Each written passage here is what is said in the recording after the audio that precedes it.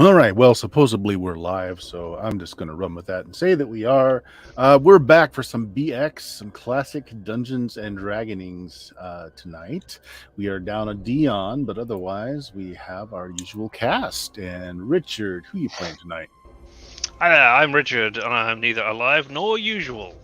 And I am playing Scrimbleshanks, the level something or other halfling. That sounds about right. Jameis, who you got tonight? I'm playing something or other cleric. Elf by the name of Galen Mayhorn. Level 8 moment, and probably will be for a long time. Bill, who you got? I am Bill. I am playing Radnor the Large. He is a 9th level magic user, and he is very large. That he is. Constantine. I'm playing Jenkins for now. We'll see. I'm playing Jenkins. Yeah, we'll Simple just as stop there. Just playing Jenkins. Okay, so we started the Lost City, one of the classic modules in the BX setting. Of course, this is my rendition of it. I'm mashing it into an ongoing campaign. So those of you viewing this to get the Lost City feel, it's not likely to be exactly, well, even sorta similar to what's actually happening in the modules, as I find that boring. So, I run things as they become interesting. Any rate, Shit all over the module writers or anything, but what you wrote was boring. Yeah, well, it's difficult to run canned adventures. I find I like throwing a little twist to them, especially when you've ran them 20, 30 times over the course of a lifetime. Yeah, things happen, things change. So last time, you guys are deep beneath the temple in this very odd city of masked inhabitants. And you are in a steeped pyramid, kind of like you saw when you were visiting other realms, deep beneath the ground, as if it were hidden. It's intact, so it's not like it was taken down by an earthquake or anything. Just somehow placed beneath the ground. Starting at the top of the steeped pyramid, you're working your way down. You went one level down, decided to go into that level, and that's where we kind of ended last time, as you found an odd, you believe, a rotating room? After going through and... Yeah. I thought we went down another level after that. Yeah. But the last thing you guys looked at was what was looked like a prayer room of some sort, but it had been desecrated. It had been defaced. And Bill's character now understands a long dead language and was able to decipher a single word that has been scrawled over the broken and smashed ceremonial vestments of the room of Zargon, a word which you have heard through 3 odd inhabitants you ran into as well that were play acting some kind of mythic quest, questing to defeat the evil of Zargon before Bill also destroyed them all with the fireball. That accidentally became did it. He told me. Okay. Never cast on drugs, folks. This is what happens. Yeah. Poor Dion. Drugs bad, okay? Okay. So on the map, I did find maps for this, since Jameis was bemoaning the fact that I had not thrown up maps last time. The problem was that I'm running this off the Original Adventures Reincarnated, which is the original module plus 5th edition remake, with lots of girthy pages in between, put out by Goodman Games. And the maps are of the Goodman Games style, where there's too much GM information put on the maps. But I found on DriveThruRPG, someone had created a map set for this, which I definitely felt worth the $1.50 they charged to get those maps. So yeah, very useful. So here we are. Who was? I think Bill, you were definitely in the room because you were the one that deciphered the word Zargon. Yes. Right. And so I think that's where we left. So Synedesia is the name of the language that you now speak. Unfortunately, your ability to decipher the tongue doesn't really tell you anything about the culture. Now, do I know that I know this language now? You just kind of know it, and you are completely cognizant of the fact that there's no way you should know it. We don't have alignment languages in this. I don't do alignment languages. Ah, Yes, BX includes alignment languages, but I thought that was the silliest part of the system that I just. I've always wanted to. I want to. Next time we go to a city, I want to run around cursing at people in an alignment language. But then they'll know your alignment, Bill. That's okay. I have Fireball. Fireball knows no alignment. Exactly. All right. Let's see. If I remember right, you guys did camp out, so everybody was able to get spells back before an encounter.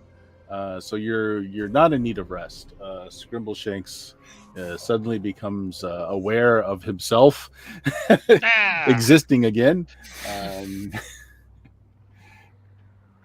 Oh, I think I have found the lost city. Huzzah! Excellent. Where'd you find it? And your Duke is going strangely quiet now, as Dion is not here tonight. He's just standing around, looking into the middle distance. That's how we like our royalty. Mm-hmm. Looking pretty and not saying anything.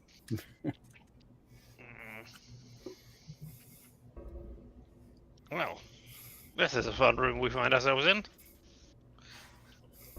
What next? Mm-hmm. Now, what was the word I could understand again? Zargon, which was the name of the evil being the three play actors were on a quest to destroy. The evil being. The evil, yes. There's something odd going on here. Can any of you guys read this? No. Well, it's no.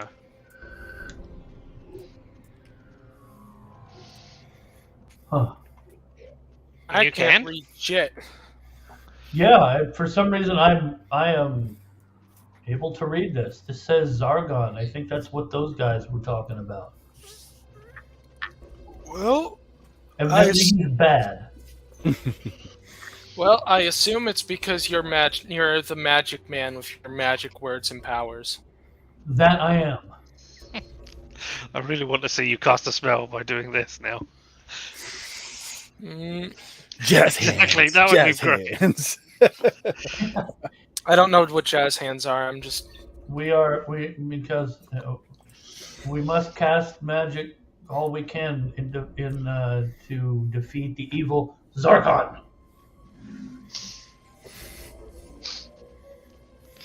So that's the name of the horrible person that you Yes. heard of. Oh, we were told was a horrible person.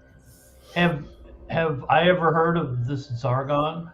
Not outside of the three play actors telling you that was their quest to defeat. Okay.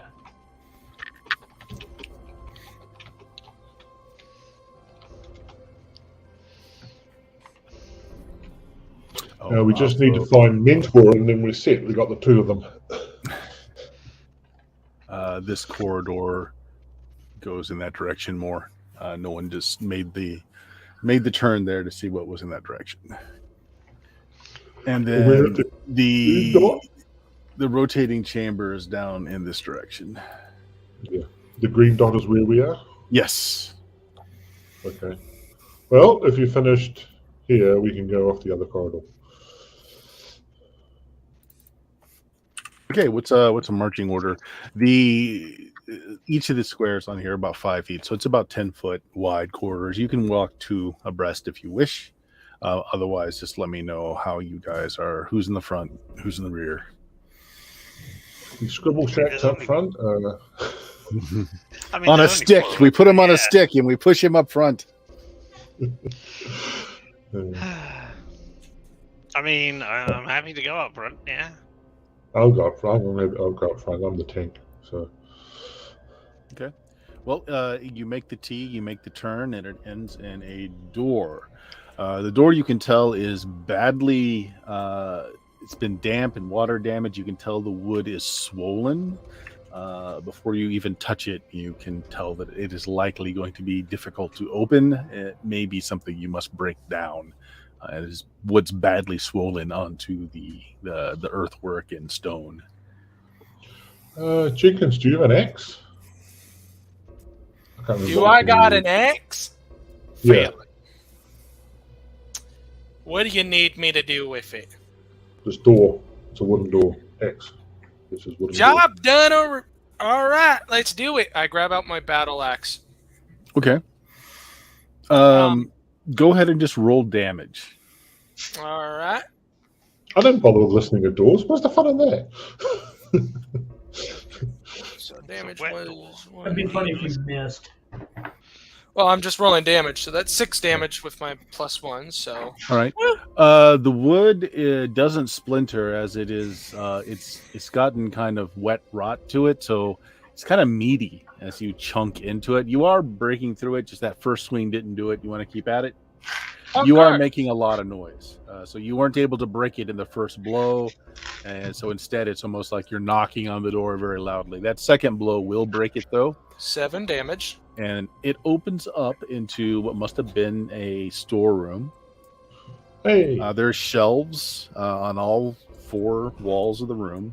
There's actually, as you open the door or see the remnants of the doors, there were actually shelves on the back of the inside door, which is also compounding the problem of the door having swollen shut. There are mostly empty shelves. Some contain old crates.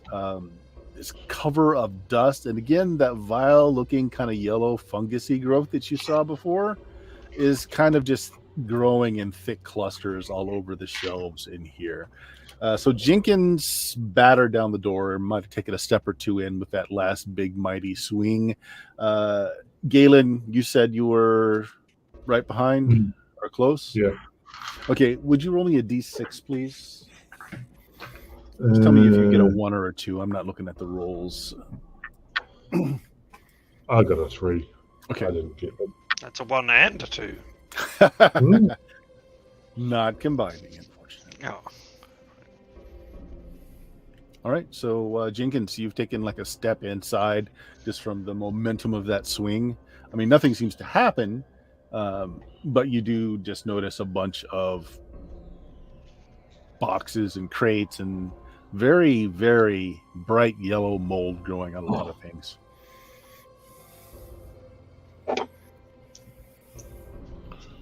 So last time there was a room with yellow mold, there was a secret door here.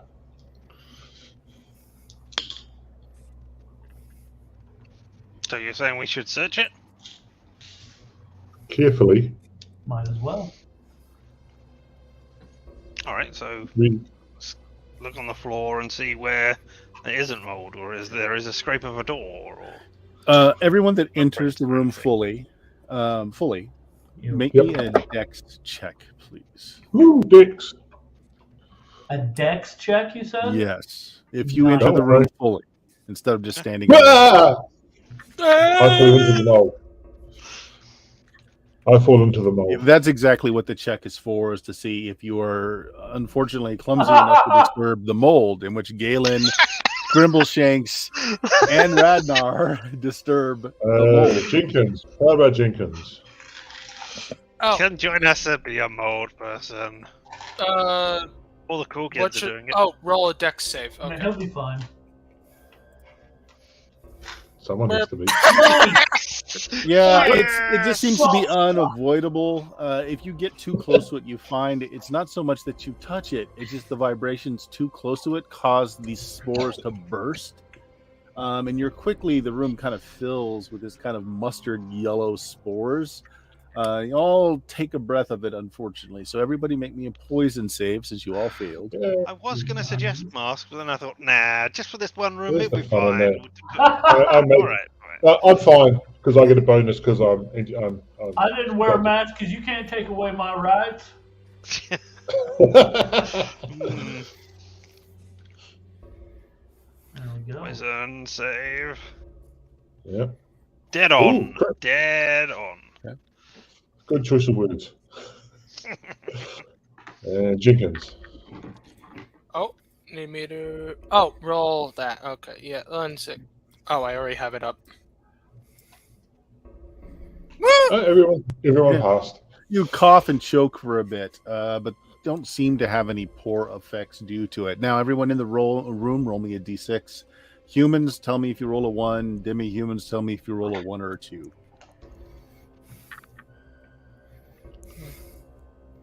Combined again. But us normal, regular people. Just if you roll a 1. Oh. Yeah, demi-humans spot things on a 1 or a 2. Humans are just a 1. Scrimbleshank sees that the back end, there's actually a clear spot on the shelves that's not what catches your eye. It's the fact that the stones beneath the shelf are deeply scarred in a hemisphere pattern, and you kind of suspect that there's a rotating wall there. That's exactly what Scrimbleshank said would happen. Yeah. It's not surprising I noticed it. I go over and stand next to the wall, which I think rotates. I pull a candle or something, try and make it rotate. Where would there be a secret door? I say.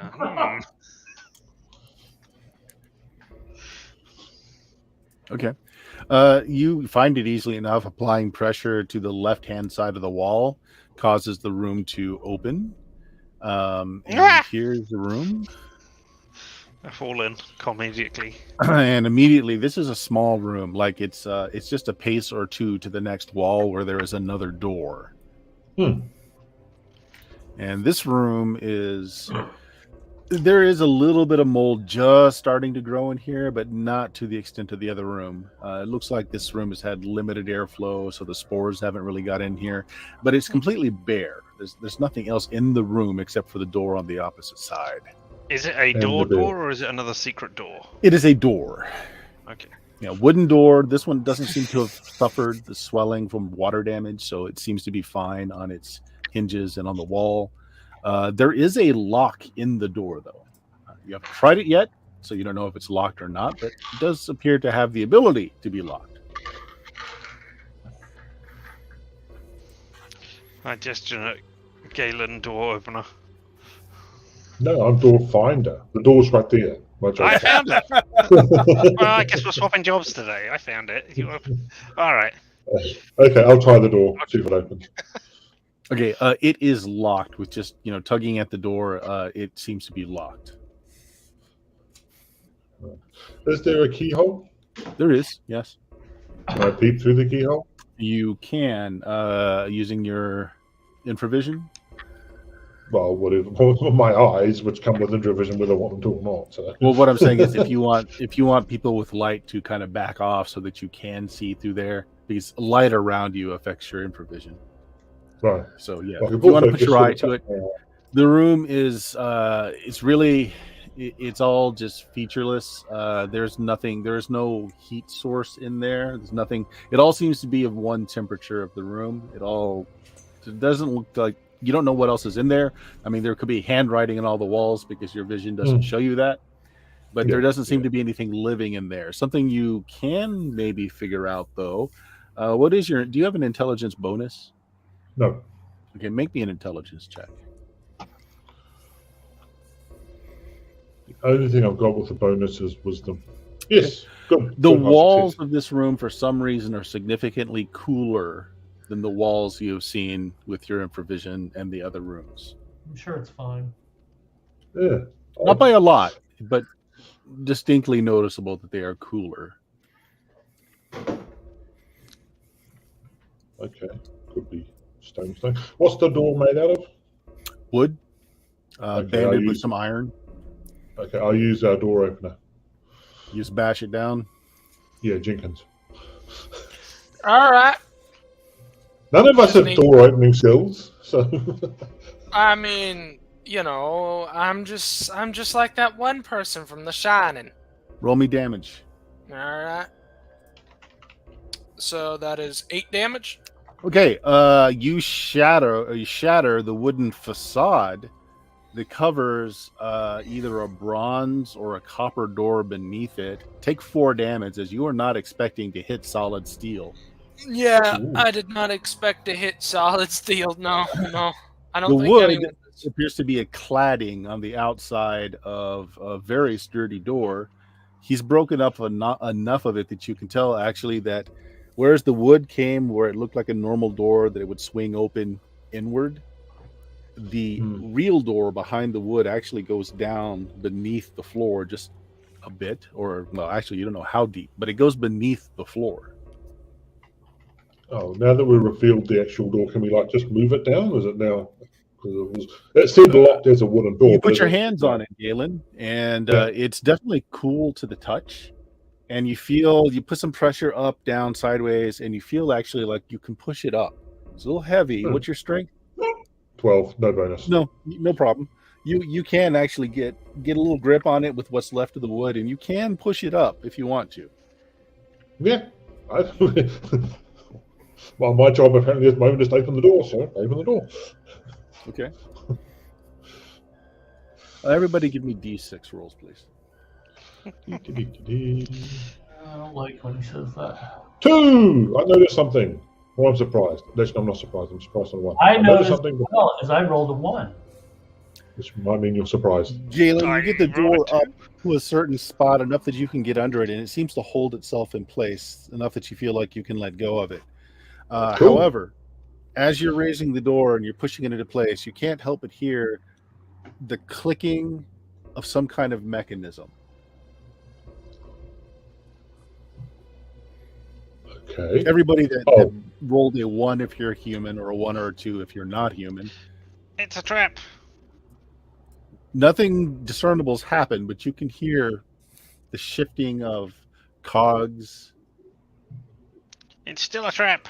clicking of something in the walls. Well, now that we've got the door open, we've got light coming through. So, Yep, so here is the room. It's a fairly spacious room. And right in the middle of the room, there's an odd looking, maybe it's an altar. It's a bit of stone that's like right in the middle of the room, kind of comes up and like a reverse pyramid with the point being under the floor. Flat topped. It rises up about 2 feet off the ground, and then there's like a chest on top. Chest is open, and you can see various gold bangles, gold and silver plates and utensils just kind of pouring out of the chest. in the words of one Max Furious, that's a trap right there. I wasn't Right. quite So, quite Galen, clear about the sickness trap. I said that you feel like you could let go of the door. I didn't say you had to. So I'm assuming you're still kind of holding it, and you're feeling like the weight's let up. Yeah. And you feel like you could let it go and it will stay in place. You're still on your side of the door for the moment. Does anyone want to investigate the trap? If only we had a thief here. Oh, tell you what, grab something from, not the spores, but grab something from the room and throw it at the chest just to see if it does anything with contact, because I don't want to go in there right this moment. Are you still holding the door, Galen? Yeah. Okay. Well, look, I've got it right there. I mean, it's taking the weight, so I'm just sort of right ready to go. Ooh, it moved. Sort of grip on, because I don't trust this at the moment. So you go get something and or throw a pebble or something in there. Of course, I don't have any strength bonus, so I'm not going to stop the door. We get something. Yeah, That's right. we do that. Ah, You can rummage around in those crates. Some of them were broken. You saw that there were some plain, like, I mean, the 10 crate themselves will do dinnerware. as well. You can just find something small and throw it if you want to. You hit the treasure chest, and it kind of pings, and some of the stuff falls out of it. It doesn't set off a trap or anything, and it's definitely real. Your object collided with it. Some coins and a copper plate kind of spun out, fell on the ground. So it fell off the altar onto the ground. No effect. Nothing really happens. And the door didn't No. shift or anything. Those of you that passed that last observation check, we'll call it, or you can hear that gears are moving faster now. For those of you that failed it, it's too low of a noise. You don't really notice it. It still seems like Definitely a trap. I ain't hear shit. I ain't hear about no strip club. I ain't hear about shit, officer. Do we want to engage with it, or we just want to ignore it and run away? Yes. Those are the options, indeed. I mean, what are we doing here for this place? Are we just investigating it for no reason? Yeah, pretty much. Well, Okay. we know that there were some those creatures came down here, and that's why we came down here to follow them to see what they were up to. And we found this, and that's as far as our motivation goes. Yep. And now we're in this module called the Lost City. Not that we know that, but yeah. We found it. Yeah. All right. Well, hold the door open up. Don't let it come down on me. Risk your fingers if it comes to it, and I'll squirm underneath. Well, Jenkins, you're pretty strong. Do you want to help me hold the door open if it suddenly goes wonky? Because I don't. Okay, so I got the strength. Yeah, I don't got no. Galen and Jenkins are beneath the door, getting ready to see if something happens. Scrimbleshanks has gone into the room. Where are you, Radnar? Are you in this little alcove that you unearthed, or are you back in the main room? So you can either be here or back in the storeroom. I'm probably back in the storeroom. Okay. Scrimbleshanks, you walk in. You take 2 steps, and you feel a stone shift beneath your foot. The sounds that you were keeping track of now start to spin wildly, much faster. Now you're hearing the sound of gurgling water. I would like, who's stronger between Galen and Jenkins? Jenkins has a bonus. I don't. So okay. Yeah. No. Jenkins, please make me a strength check as that door decidedly tries to slam down on both you and Galen. Treat your strength. Galen, you don't have a strength bonus, right? No, he's fine. Okay. Yes, he's fine anyway. You guys hold the door, and it seems to be quite hefty as it's trying to push itself down. Unfortunately, the pivoting door back here pivots, and Radnar, you're on the other side of it. You hear what sounds like iron bars dropping into place, sealing off that door. Water starts slushing through plugged holes that were close to the ceiling on this room, and the room starts filling up with water very quickly. Huh. You know, fellas, we keep getting ourselves in bad situations. I Now, think. the room they're in is filling up. Yeah. The secret door in front of you, Radnar, just kind of tilted back, and you heard the sound of like bolts dropping. So you don't see them anymore. You're back in the main room out here, and they're all behind that door. So real quick, Scrimbleshanks, what do you do? You think if that door had closed behind you, this room would fill up very quickly. There is a ton of water pouring through here. However, your friends are struggling, but are holding that door open. Well, I go back into I try and fight my way underneath the thing to go back into the room. You want to make a play for any of that treasure first, or do you want to go back into the room quickly? No, okay. Go back into the room. All right. I mean, it'll get washed into more convenient, easy places if it does. If we can reset this trap anyway. Okay. So. Once Scrimbleshanks is through, and I'll tell Jenkins as well, release the door.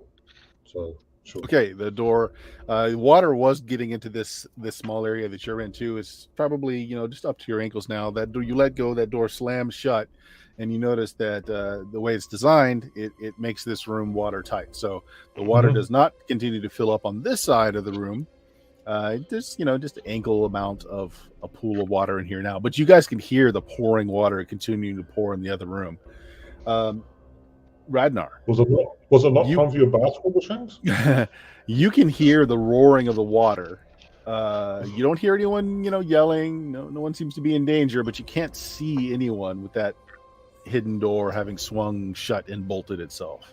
Okay, I'm gonna yell and hello to see if they can hear me. You guys can hear.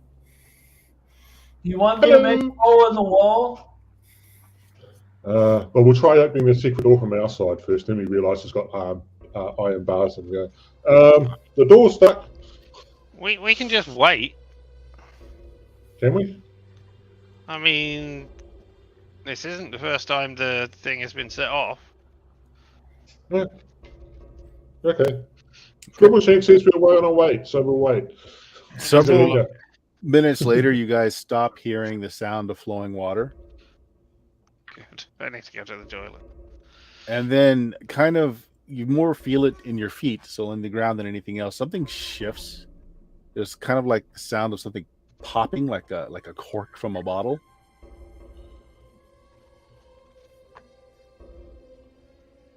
All right. Well, yeah, you hear the sound of rushing water again. Yeah. Another couple minutes passed, and the bolts from the door that Radnar is standing in front of, you hear something release or slide, and that door just kind of pivots open, so you can see your friends again. Radnar, they're fine. There's a pool of water that just kind of dribbles into the basement. Oh, you know we've got to try opening that door again, just seeing what's behind it now. See what it looks like. I mean, can anybody do water breathing, or does anybody want to reveal that they're part of planet and don't actually need to breathe?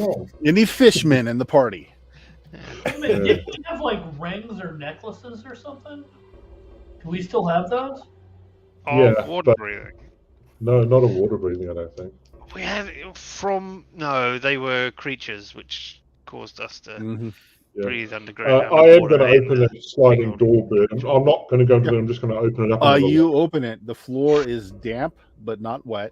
You notice that stone altar that's in the middle of the floor sits just a little bit higher than it did before, and it's kind of a little off kilter. It's not completely straight.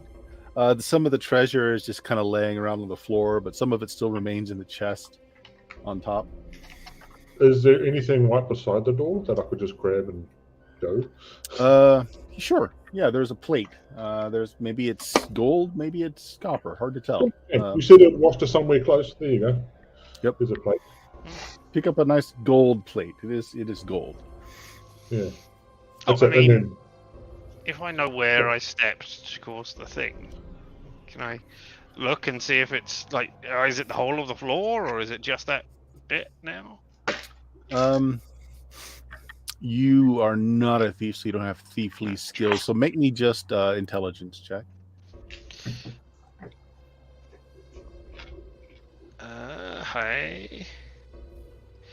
Yeah.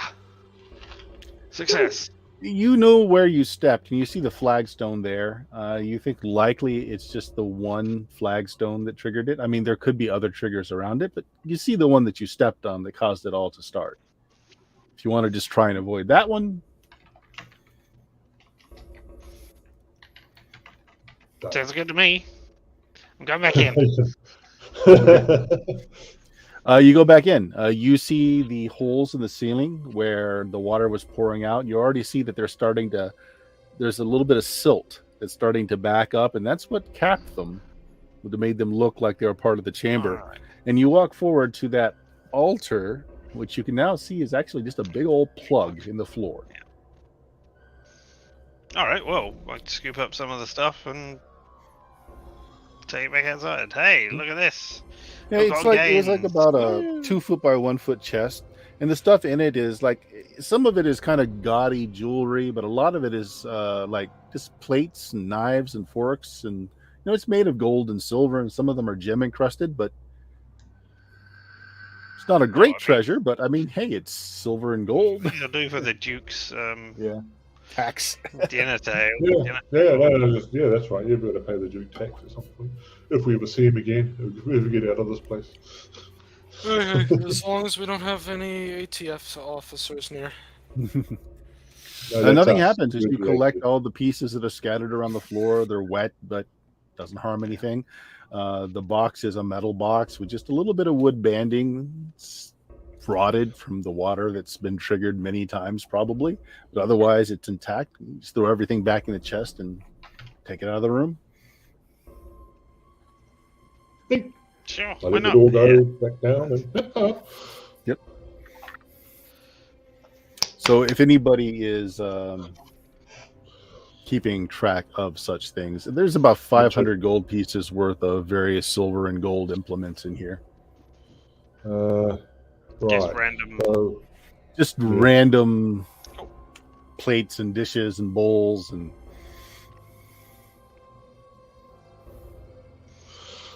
so where the hell is the gold plate that you nicked from close to the door there, Galen, you're noticing is a bit more ornate than the rest of the stuff that's in the box. Most of it is just very utilitarian. Yes, it's gold and silver, but there wasn't a lot of like etching or any kind of ornamentation. This is very plain, but made of gold and silver. The platter that you found, though, has an etching on it. It's very intricate. You turn it out, there's some writing on the bottom. Like, so if you flip it over to the bottom, there's some writing on the bottom. Rednor, can you read this? Can I read it? Yes, it is in a language you can now understand. Do you say the word? Or do you just say, yes, I can read it? Yes, I can read it. Although I am loath to read something out loud when I don't know what it will do. Can I tell what word it is that I'm reading? The word is just pie. P-I-E. Pie. Oh, neat. It's a plate of pie. Say it. Say it. You know you want to. Say it. I'm going to regret this because you told me pie. I'll say the word. Yeah. I do whatever Jameis tells me to. Okay. I do whatever Scribbleshanks tells me to. Remove 1 hit point. All right. And a steaming meat pie. It comes from me. I'm the one holding the plate, so I'll say it comes from me. Oh, yeah, it'll come from you. Yeah, it'll come from you. Given the ring, it's going to be like you get nicked on the edge of the platter. Ow. What does it? And there's a steaming. What's that? Where does it appear? On the top of the platter, there's a steaming pie, meat pie. But wasn't the plate upside down? Wasn't the writing on the bottom? Yes, but it's like does the pie just appear? It didn't appear until it's turned back over, and then it appears. Ah, right, okay. Just thought it would drop straight onto the floor. You can smell the goose fat. It's all crisp nicely. It smells great. Anyone for a piece of pie? I'll eat some. No, it's delicious. Just for your records. Really taste the elf in this. Yeah, for the cost of 1 hit point, you can create enough food for a person for a day. I'm just saying that it's a pie in this case. Cool. That's sweet. I mean, with our rings of regeneration, that's basically infinite food. Excellent. That's the second bit of infinite food we've got. Sweet. Well, for us, that was the only bit of treasure in there that looked interesting. Everything else is very plain. Cool. If somebody really... Well, it might be maybe that's how they wash the pie plate? I don't know. Yeah. Also, it might be like the Randall's place, in that there's just this kitchen full of stuff it just teleports it to. That somebody just make up, and so you might run out of pie at some point. Or it might be a distance thing as well. You get out of range and it stops working. But, for now, pie. So where the hell are we going from here? I guess the corridor that is to the south, is that from where we came, or is that the big long down here?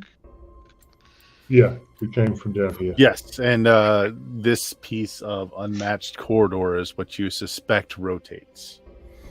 Oh. Here, I'll move it a little bit. I didn't realize that rotated. Okay, I see what bit you're referring to. So, do we go and stand on it and start shouting rotating words?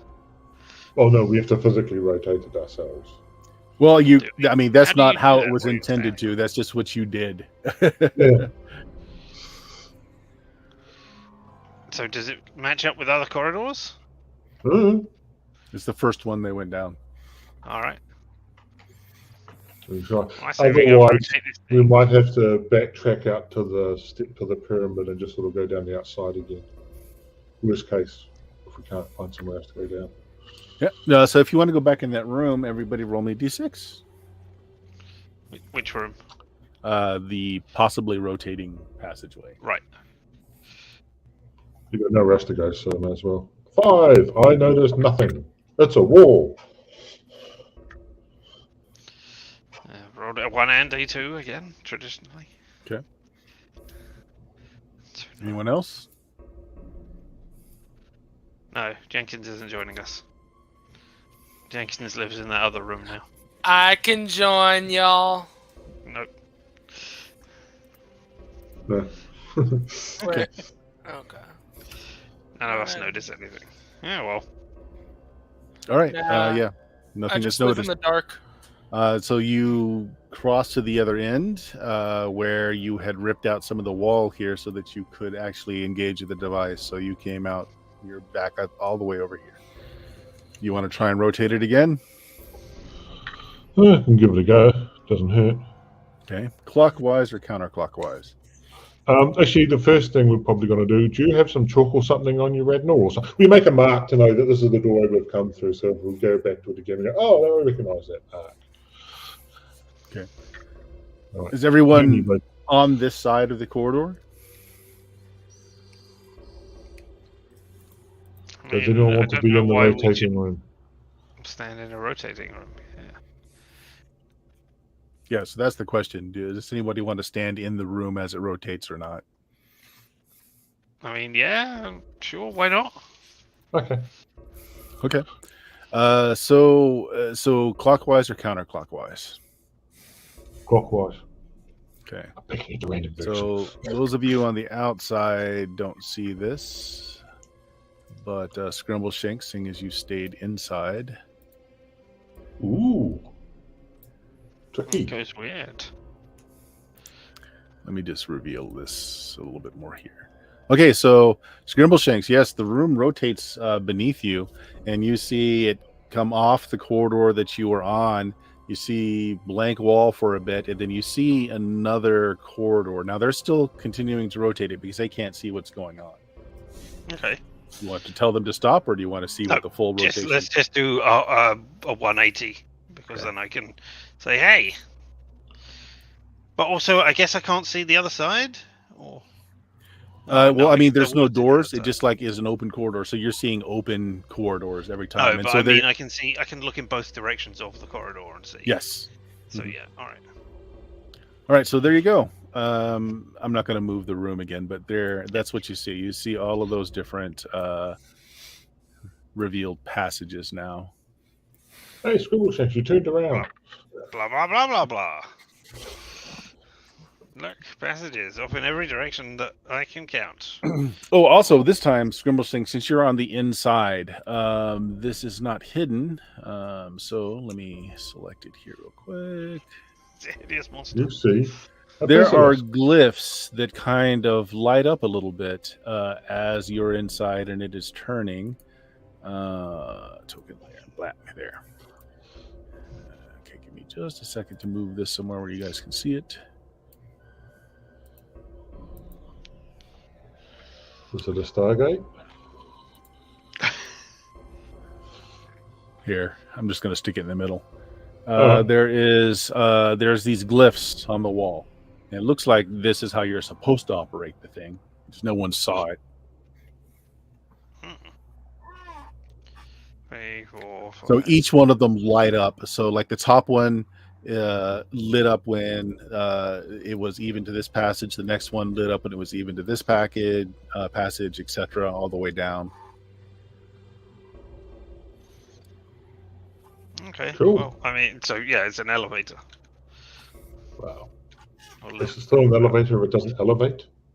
I mean, it uses the same sort of function to select the thing. All right. It's a Wonkavator, it goes sideways. So yeah, you can let everybody know when they can see you again once the corridor Yeah. opens back so that you are visible. That's the point. Hey, stop with the physical labor. I've discovered an easier way.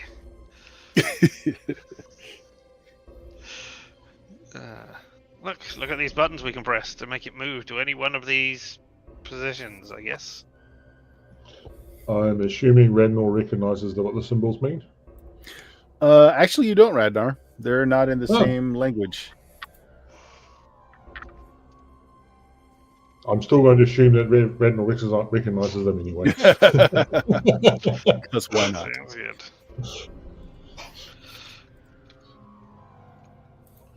He is mute after all. He's not talking to us, so yeah. Well, let us. So which one do you want to go for? Has anybody got any preferences? Oh, For which corridor we should corridor down? you saw them, you pick one. Alright, I picked that one. He said, making no indication to which one he picked. Yes. I just pushed the top button. Okay. the top So then it room comes back where it to this passage here. Yeah. This is But the technically, isn't it both passages? Because you got both in. Yeah, because you can go one. You can go diagonal. So Either either way. the one up to the top or the one to the southwest. Oh, you can see it this way, so this is the way we're going. Ho, ho, ho, Yeah. ho. Alright. When we Off step north outside east we go. of the rotating corridor, is there another button here in the non-rotating corridor that There's is not. to The call it buttons back are. here? No. Yeah, the buttons are only in the corridor itself. So what happens if somebody else gets on there and pushes the button, and are you trapped there until you starve to death? That is a question. guess we got the It'd be awfully pie. nice to have a Right, plate that makes pies. Yeah. Worst case, you got forced labor anyway, and just move the damn thing around. So. Hmm. All right, we go off northeast. Right. So who is in the lead again? I am, because I am pretty much always going to be in the lead. Sure, sounds like a thing. I'm going to clip the. Okay. It's got to turn, or we're going to clip the edge of that. So- This first area, the kind of squarish area, is kind of it's kind of like the entryway, if you will. You Mhm. actually can see some pegs on the walls and some benches here where people would hang cloaks, or you assume take off shoes or whatever. The passage itself is a little odd. There is the normal tunnel, same rock that you've seen before, but there's an archway that's made of two 10-foot tall statues of women warriors, and they've got their blades crossed so that they go over the top of where the ceiling is, making kind of an archway that you would pass beneath. The ladies' room. I walk underneath the thing because I don't understand these sorts of things.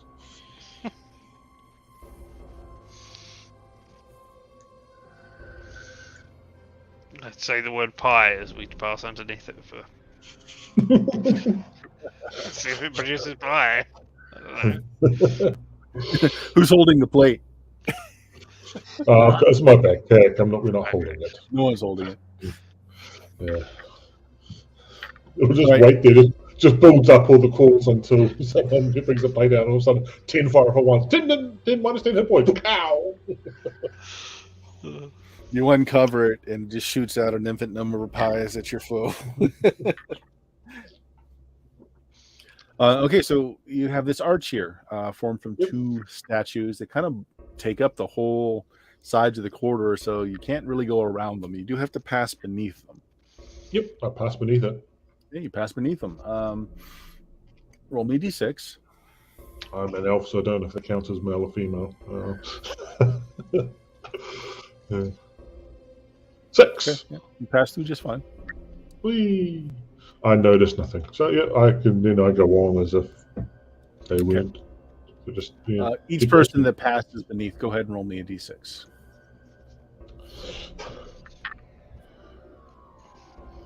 Does the fact that I say pie change the number I need to roll? No. Roll a pie. Alright. Just let me know if anybody rolls a 1 or a 2 if you're a demi-human. And if nobody does, great.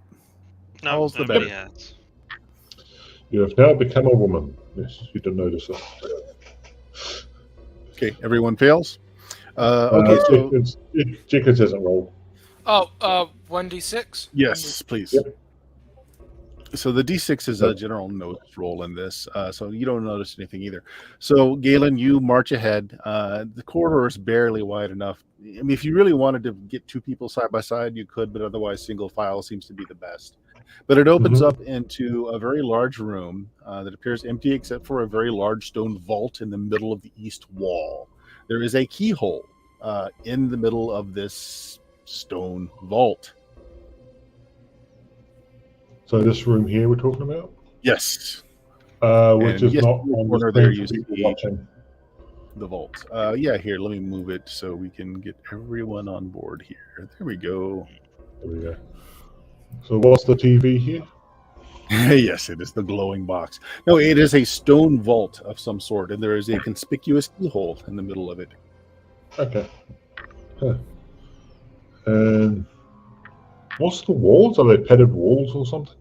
There are. It's more like there's cloth and gauze just kind of hanging on the walls. They probably had some kind of printing on them at one time, but at this point, the colors have ran bare. You can make out there's some imagery on them, but it's all just kind of lost its color, so it's hard to make out.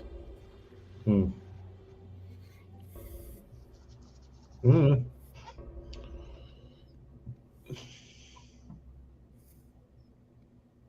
I look around and go, anyone else? I would also go, yeah, if you want. I mean, I'm not really sure what to do with this, given that we don't have a key for it. Well, what is it again? I'm so sorry. It's a stone vault. box. It's a stone what? Box.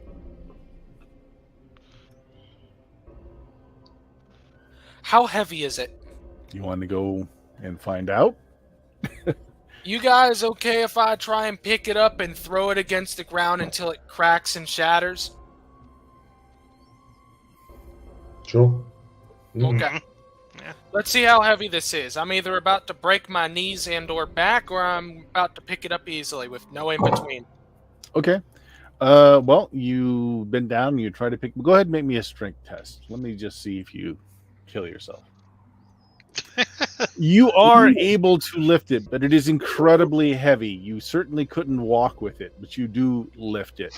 And as you lift it, these hangings here are thrown aside. And there are a number of women wearing the same kind of gauzy hangings that are all over this wall. And they all have golden masks on of a high angular cheekbone woman. But they're all wearing what looks like bronze armor, have spears. Some of them have bows drawn. And the one that's kind of forward, holding a sword, again in bronze, says something, pointing the sword at Jenkins, who's still got the stone vault in his hands. Radnar. Yes. You understand the word to be thieves.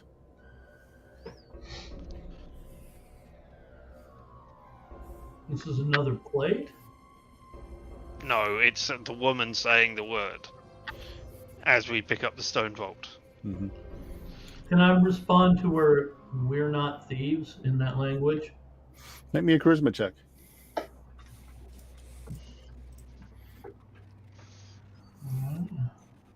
be happy to do if I can find my cursor. Here we go.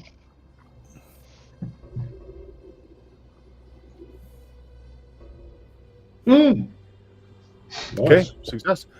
Okay, so she hesitates for a moment, getting a good look at you guys now. Obviously, none of you are wearing masks. I think we all are wearing masks, aren't we? From the everyone else took fight them off place. when they got down here, but you can still be wearing yours if you want.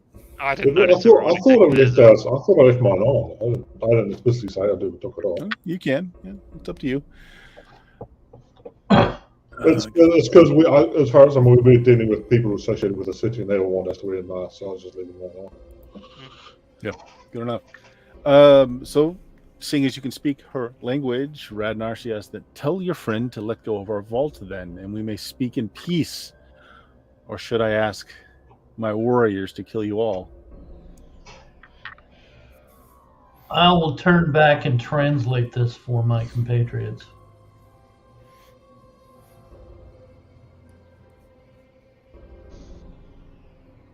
I mean, I held up my hands to show I'm not holding the vault.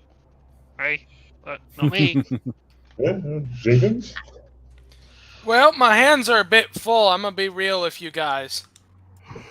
I would love to be holding something else right now, but I'm a little scared to drop this and accidentally drop it on my feet and crush my feet.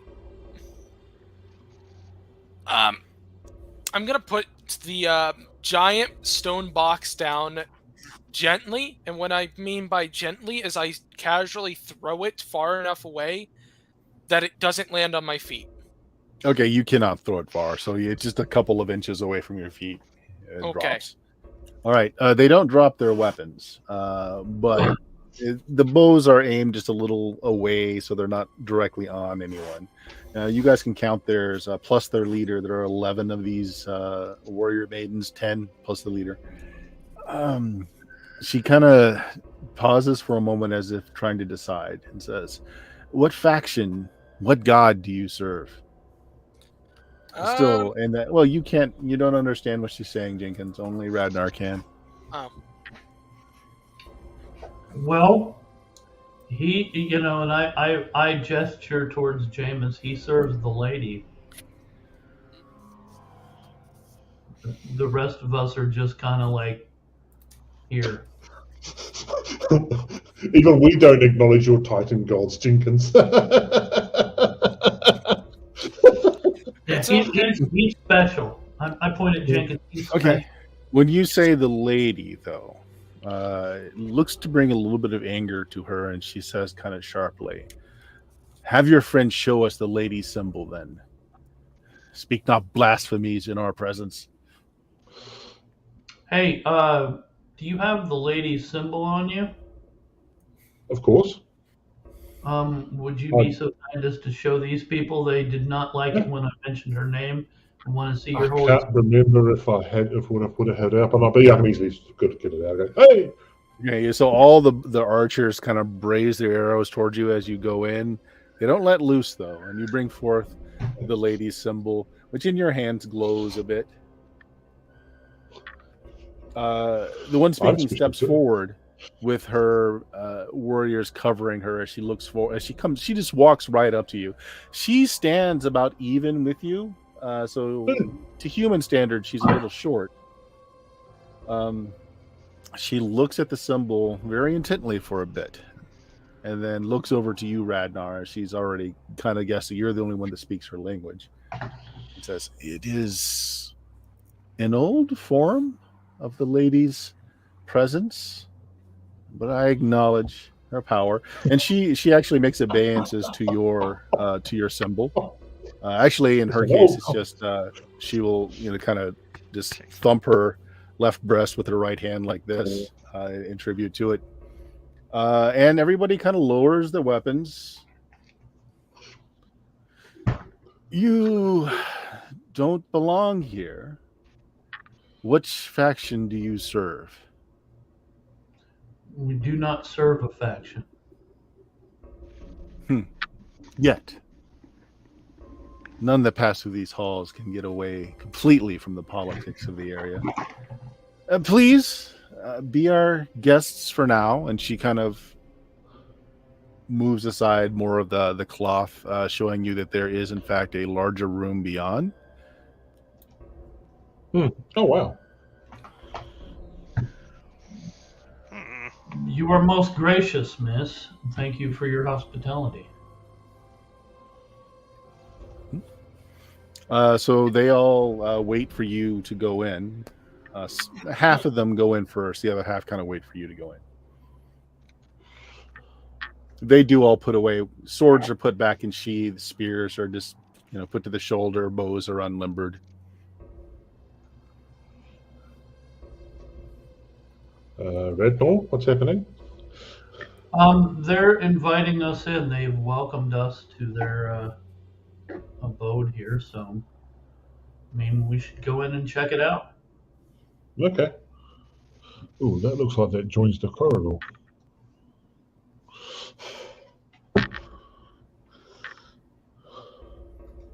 Go in. Oh, all right. It seems like they were in the middle of feasting. They have some kind of 12-legged creature that's been roasted up and on the table.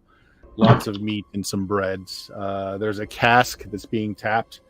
Each of you are given a goblet of something yellow and frothy, which she takes the last glass, all from the same keg, and she downs it in front of you to show you that she's not intending to poison anyone anyway.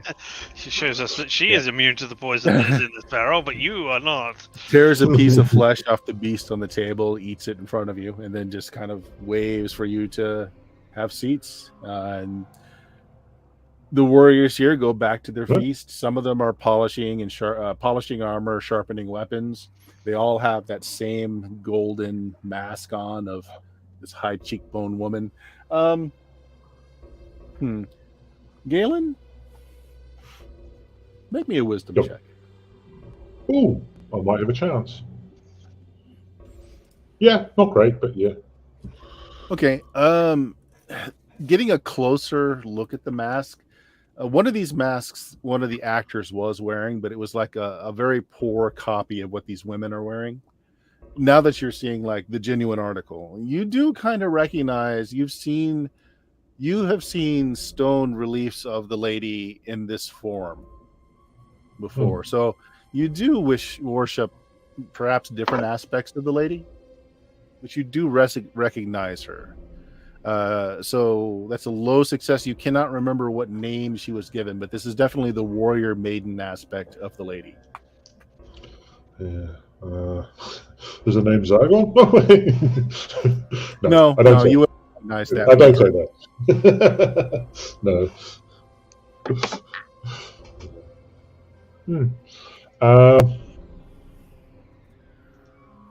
Cool. Yeah, well, I assume we partake. With Randall Translators, or I can offer to run like a prayer service for the lady if they're interested. They may have their own ways of doing things. I just don't want some interloper coming in, some male coming in, man spanning out of both direction. Tensions have lowered, but you can tell that these are well-trained warriors. No more than half of them are eating at any one time. The other half, while not threatening, are very close to weapons at all times. Either because they're polishing or sharpening. Well, I try to put them at their ease by eating and drinking. Okay.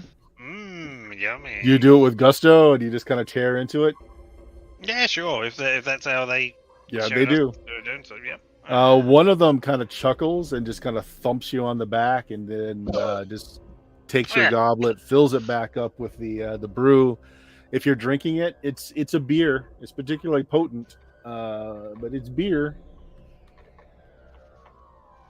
Lovely. It's good, and I'm not dead. Feel free to drink up, everyone. We know that poison doesn't affect halflings.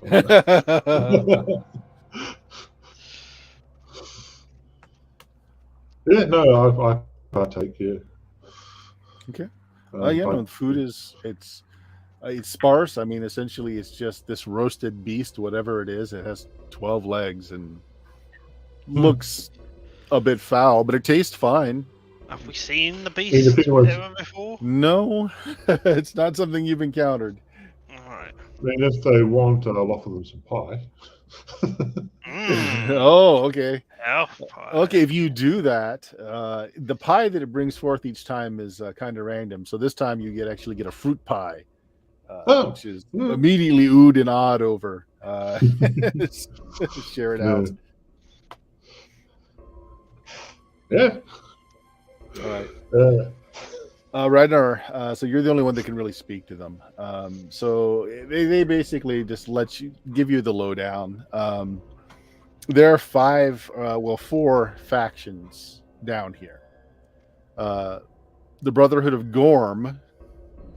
And the description is, you saw one of the masks of kind of the bearded man. Again, one of the play actors was wearing one of those. Yeah, go on. The Magi of Usamagaris, silver mask of a smiling child. And of course, they are the warrior maidens of Madaris, which you hear the name spoken, and then Galen, you're like, oh, yeah, that's the name. That's the name. Yeah. And then the last faction, the Priests of Zargon. She's trying to convince you to join or to help their faction. Yeah, well, if they're part of the lady, I'm with them. So they're kind of giving you the layout. They're not at war with the Brotherhood of Gorm, the Magi, but it's kind of an uneasy treaty. All three of them are against the Priests of Zargon, who they worship a dark god that has newly awoken down here.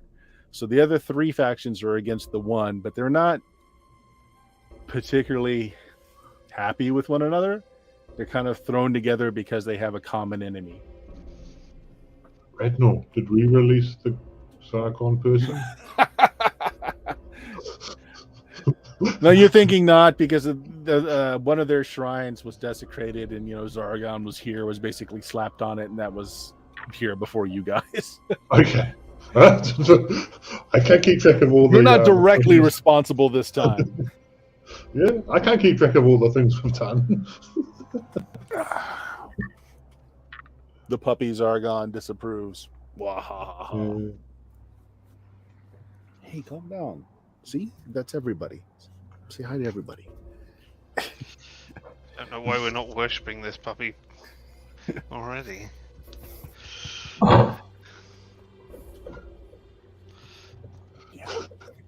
So Randall, do you want to explain to them our basic history of we were up in the city above and we followed them down here, and that's why we're here?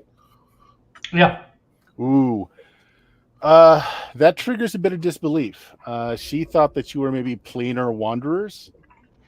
Because everyone down here was told that there's nothing but waste and devastation on the surface.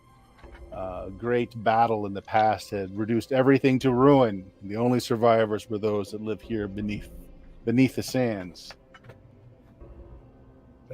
Could have been. I mean, we know of some big battles that have taken place in the past that could have been pretty devastating. Oh, that was probably the battle that the people up front can't remember anymore. People up top can't remember, they lost their records for. Mm-hmm. Yeah, they do have that similarity that they also wear masks. But there's a greater variance of the folks down here because they're not all the same height. They're certainly not all the same size. The one that's talking, for instance, is a very husky woman. I mean, well trimmed but muscular, and she's definitely taller and wider than the rest. Yeah. What was the name of the goddess aspect? I probably should note that down. Which ones?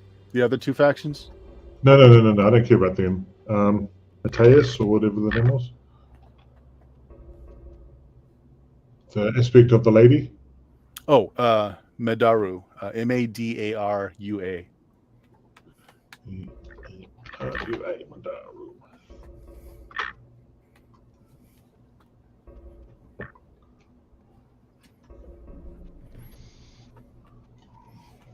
This is her aspect of the warrior, the protector. Yeah. Which aspect is Dion's character following?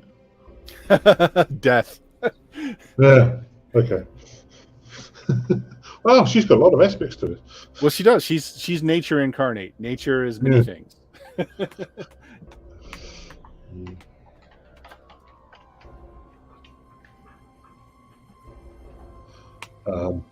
Okay, so you're getting this info dump for Radnar, and I assume that you're just translating for everyone. Yes. So there's kind of a faction war going on. The three have kind of a loose alliance against the Brotherhood of Gorm, or the Priests of Zargon,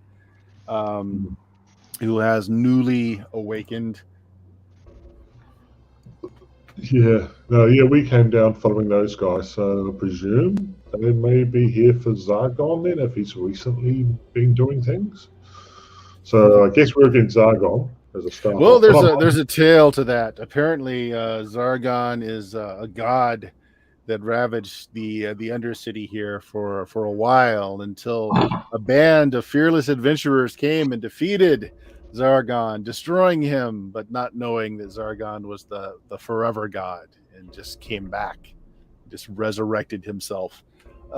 Pissed off now because he was killed by a bunch of bloodthirsty adventurers. Much like the folks on the surface world, though, they can only remember their history so far back. The tales of the surface world being devastated were from long ago. No one here remembers the original tales of that. How do you think Sargon would feel about a bunch of murder hobos? He didn't like them much the last time they came through. Yeah. But yeah, I suspect those guys were here, that we're following, were here to release Zargon. So I'm assuming we're here to stop that happening. Actually, I don't even remember what we're doing down here, other than they went down there, so we went down here. Yeah, that the newly resurrected evil back up on your world, some of the shape changers made their way down here very specifically. It was a directed attack to get their agents down in here for some reason. Yeah, we assumed to go get Zargon, but we've never heard of Zargon. Well, we've never heard of whatever god Zargon is. We've never heard of him, and there's aspect of Zargon. He may be a god that we know that just has a different aspect. Could be, yeah, but the name is not familiar to you, and you're the only religious person in the group, I think. Jenkins is slightly religious. Just in the way of the Titans. Just in the way of Titans, although right now that is really, the Titans not really talking to him ever. You're not a significant stature for them. Yeah, I've killed a lot of people, and yet they don't give a shit. So you know what? I guess I'll just. Well, no, that was a different Jenkins as well. Mm-hmm. Yeah, that only makes it worse. Yeah. Whatever. So yeah, I'm personally more than happy to sign up with Madaru. I mean, if we want to go one of us for each of the things, except for Zargon. Well, I don't know. Randall might want to go follow Zargon. I don't know. I'm not saying. No, Zargon seems bad. Yeah, I'm more than happy to sign up with the Madaru because that's the aspect of the lady. But otherwise, those two guys are. I mean, this is just the first person that we met down there. Yep. Yeah, but it's the lady, so I've got a contractually obligated. I mean, if you want to sign up for a different aspect of the lady, I mean. Well, I'm following the lady. How well that worked out for the last person who did that. Yeah, I just said that this is the lady that's down here, and so I might as well side with the lady that's here. So I still follow the lady, but just these guys associate with the lady, so I'll associate with them. Yeah.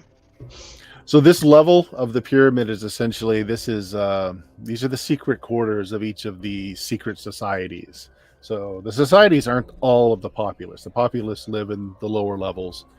Which unfortunately Zargon and his priests and creatures have been tearing through like they did of old. These levels, or this level, is fairly secure up here, although there are some things that are treacherous. But each of the societies are basically taking a quadrant. So this is theirs, their little clubhouse here. The other three have other, clubhouses up here as well. They have a mutual pact to try and take care of Zargon, but beyond that, they really don't trust one another. Well, I mean, I was going to bring this up, but if they're not trusting of one another, what would be great to have in here if we were Zargon? Things could change shape or become other things. So maybe those three weren't here to necessarily free Zargon, by going and lifting stones off of them. Maybe they were here to infiltrate these other places and, sabotage everything. So, I mean, I'm trying to think of a way that you can tell. I guess you could cut each other on the hand and see if you bleed. I mean... Here, everybody order pie. Well, we don't know that will work. I mean, we haven't had Jenkins try to order pie. Pretty sure he I don't see why he wouldn't be able to. Yeah, but would he bleed? Also, we haven't actually fully realised the nature of Jenkins ourselves. That's the other aspect. We know that he's a bit odd, but we I don't saw know the him full. change on the battle. No, I didn't. I don't know. I saw what. No, I you saw did. when- No, you saw thought, Jenkins yeah. die and the creature Yeah. assume his form, but then Jenkins seems to have won some kind of battle of wills to Yeah, take so I over don't the know current what's going form. on there, but Yeah. yeah. But I know he's not standard human. Mm-hmm. I don't know. And the translator walks off, so you're on your Right, own. I tried desperately to, translate to them. Hey, shape changes. No, cutting. so they get across your warning. They do wonder how they would tell. I mean, you all know that because Jenkins has been damaged in battle since this all happened. Jenkins does not bleed blood. Yeah, It is exactly. some kind of juicy That's why I was sludge. And that's why I was suggesting cutting your palm or Mhm. I got the pricking good fingertip, push I inside guess. me. So the thing test. We run the thing test. Yeah. Yeah. No. That works. Well, they will, and they start, cutting palms to show, but they actually ask that you all do the same. Happily. I mean, the fact that we're going to heal pretty quickly might be a bit sus, but they must be used to I mean, we magic. could take the magic rings off of that. Yeah. And then they all look at Jenkins.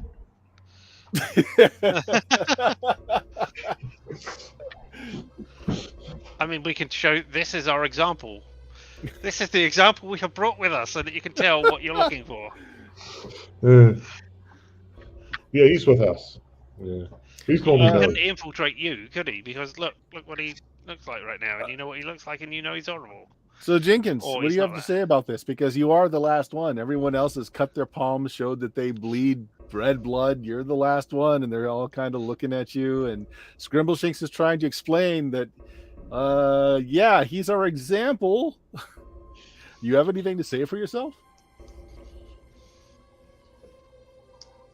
Maybe unmuting first would help. I don't know. I don't know. I don't know. It's all going through Radner's and translation anyway. So Yeah. You wanna spruce up his I don't know any better? Well, what's the question again?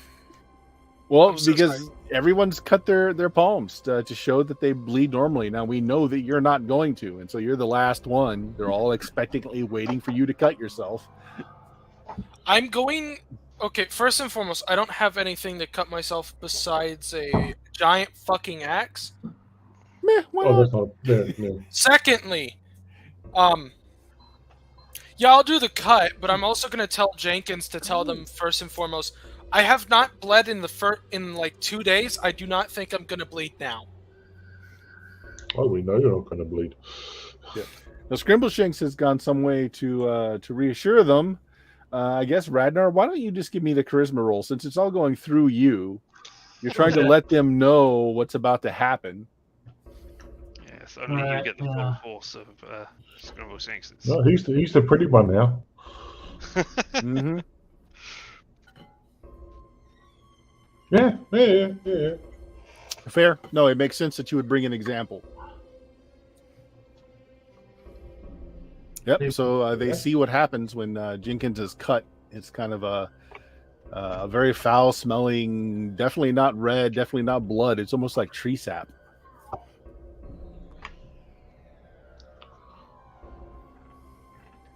I told you, it ain't normal. It ain't normal. I tell you what, it ain't normal for shit. And Radnar, they extend to you the if you need your beast destroyed, we'll be glad to take care of them if you wish. No, we've kind of grown attached to him. He's really very entertaining at times. Well, they know what to look for. Okay. But you don't know what their goal is. To sow discord, to sow chaos amongst us. It would be easy to do. Speaking of things that See the form of your devourer, a fat cat. Yeah. He is not happy that I did that. from a nap or something? She's screaming at me. So there's a couple of things we can do here. We can ask them to introduce us to the other couple of factions so that they know who the hell we are. We could ask them to say, hey, can you help us bypass the entire module and go straight to Zygon and beat him up a bit? He's the We other just get their guy. help to Thus go is to, the we just get problem. their help to go to the next level and we continue on with the adventure.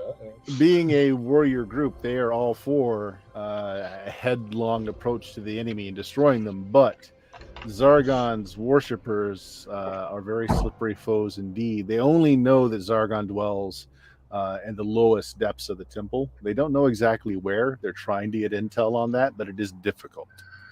They haven't been able to so far.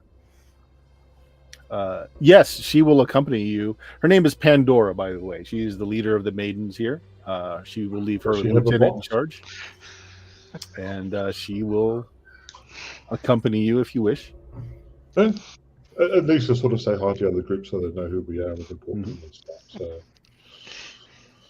How big is the bottom level of the pyramid exactly? It is a all vast. Well, the lowest level of the pyramid is a vast city. That's where most of the populace lives. Right, okay. Somewhere below that is rumored that Zargon has taken up. Right. I'm just imagining us standing at the top of the stairs and just holding the plate and going pie, and then just throwing a pie down, and just keep doing that until it fills up with pie, and then just suffocate in pie. Death by pie. Exactly. yeah, the lowest tier happens to be, say, the world's largest city. Ooh.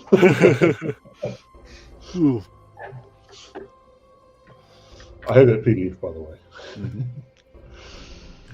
But yes, she will be glad to take you on a little tour and introduce you to the other societies. Now, again, they're kind of secret societies within the populace as a whole.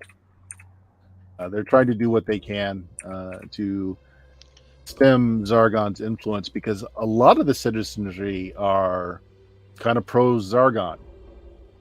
Ah, They think that if enough obeisances are made and enough sacrifices are made, that he will leave them alone, as was the case in the far past.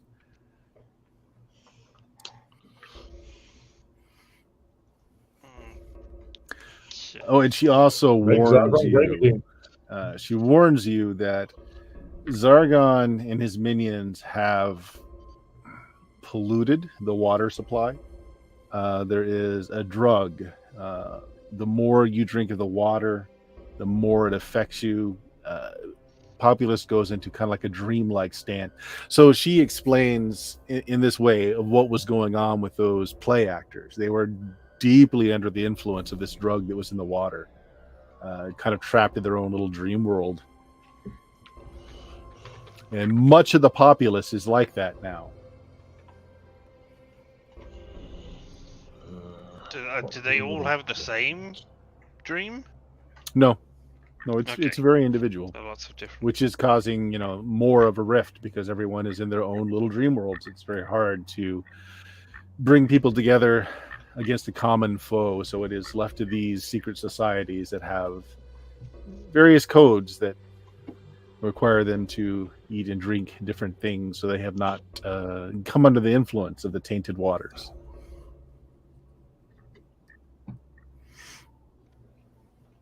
I can create water as a 4th level spell, and as a 1st level spell, I can purify food and water. So if we need to use the water here, I'll do that first. They're just turning it into beer. The fermentation process of turning it into beer seems to clear it out.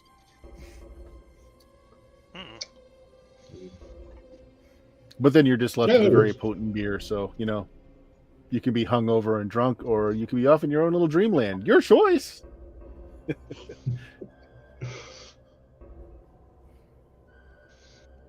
But she suggests that you go and meet with the Society of Gorm next. Okay. It's the closest. Go ahead, Richard. I was just going to say, how do you're a secret society within the population? How do you remain secret, or how do you identify yourselves to other people? Like, is there a symbol we should know? Like, I mean, should we be going around saying, "Okay," like that, and that will identify Nope, everybody? she points at her mask, and she says that well, you can identify. Look somewhere on the clothing, a brooch, perhaps some buckle or something on the equipment will show the lady's face, or the Okay. face of Gorm, or the child's face. All right. Okay, that makes sense. Secrets. Maybe we should ditch our masks so that we don't identify ourselves as outsiders right now. Then I remove my face to reveal my beautiful face, so to speak. Well, I might as well join in, showing my tiny dent in my head. Yes, it is tiny now. Still very noticeable. Yes, it is that.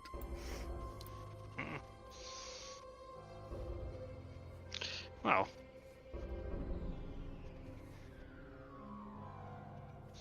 I give them a thumbs up for the reason, and look around at the others and shrug.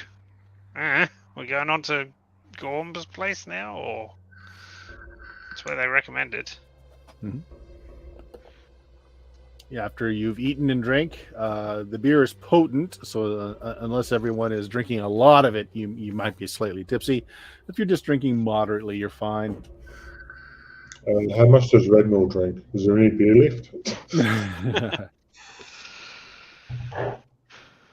We'll just assume that he's slightly tipsy. Oh no, he's a translator, and he's going to be slurring his words.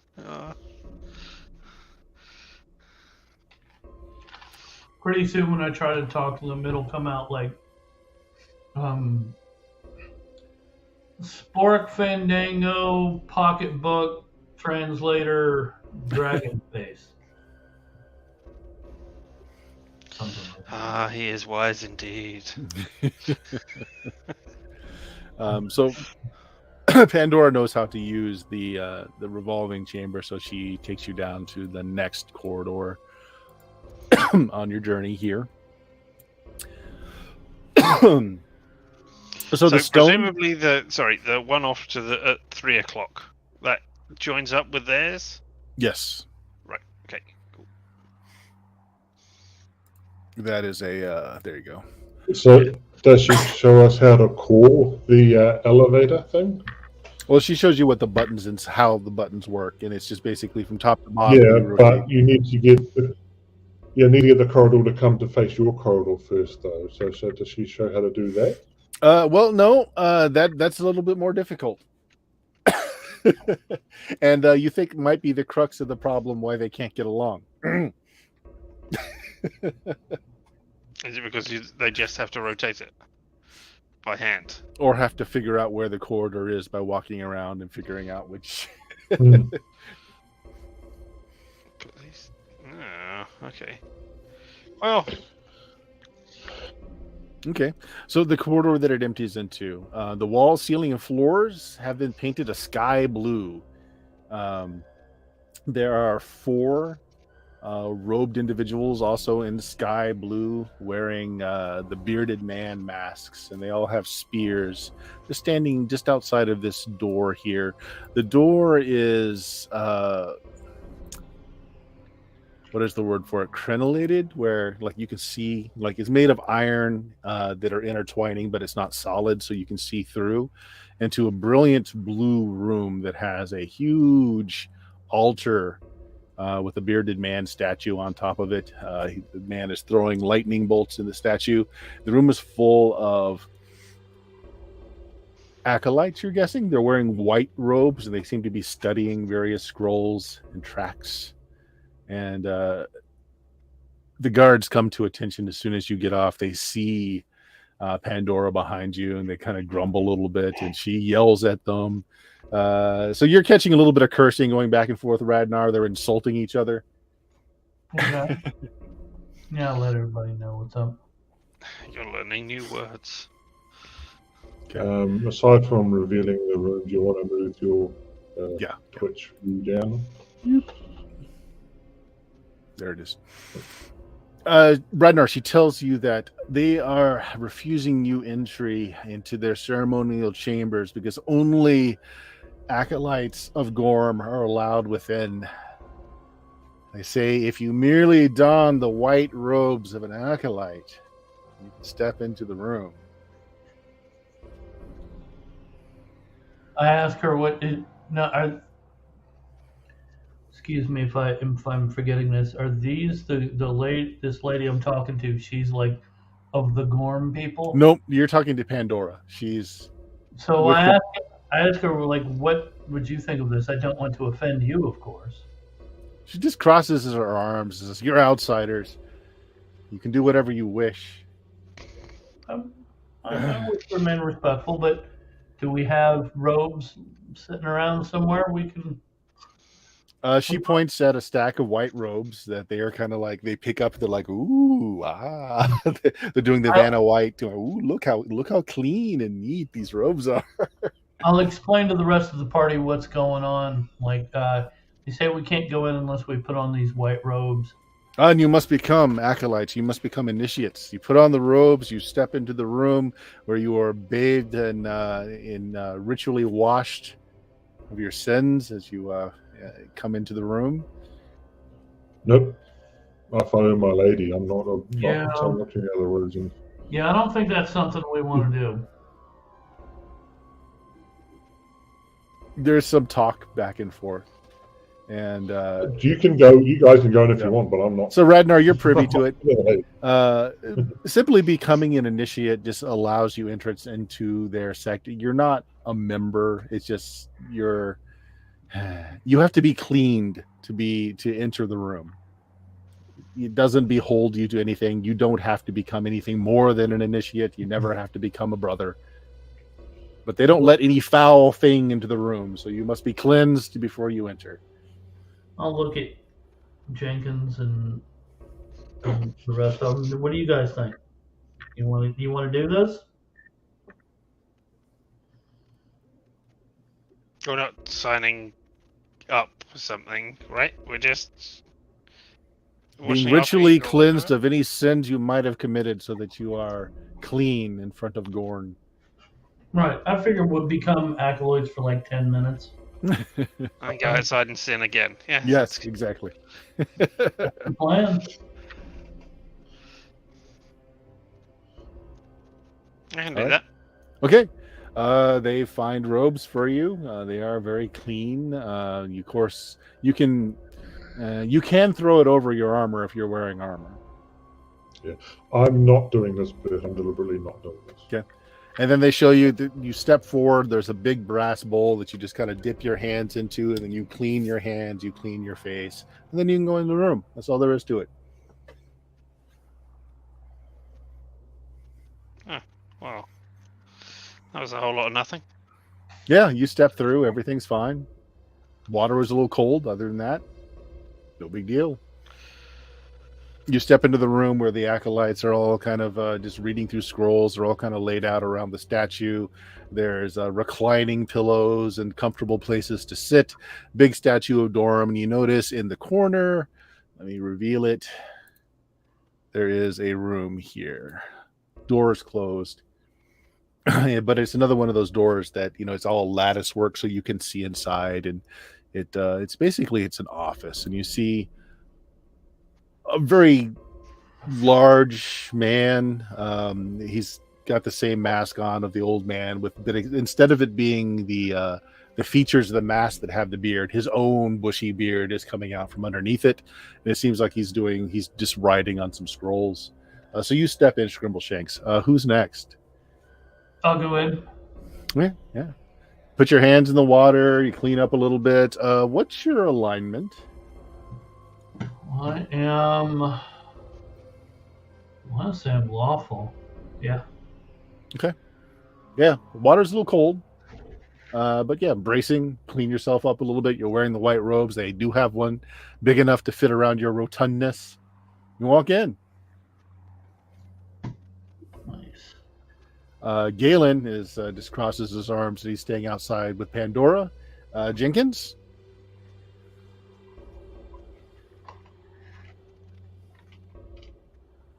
You are muted. Yeah. What are you doing? What am I doing in the water? Well, No, are you putting on the robe, doing the water thing? Are you doing this, or are you going to stay back here with Galen? I'll stay back with Galen. As much as I would love to go in the water, the problem is I know I'm dumb enough. I know subconsciously I'm dumb enough that I would immediately try and drink the water. Okay, so you're just going to stay back. Yeah, right. That's probably best.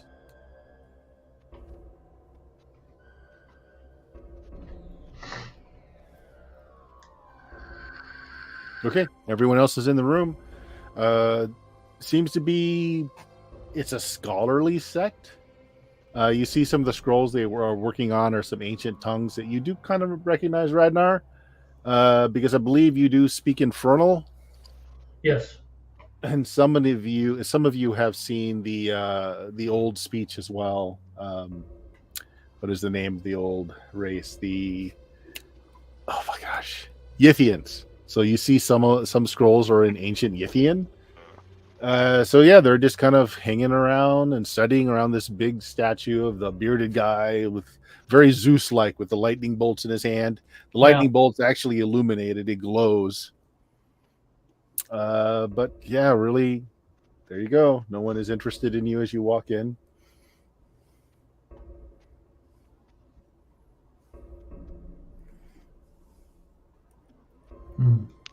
Well, yeah. So what are we here to do? We're just introducing ourselves and telling them, hey, be on the lookout for shape-changing people who might be infiltrating you guys. Possibly, I don't know.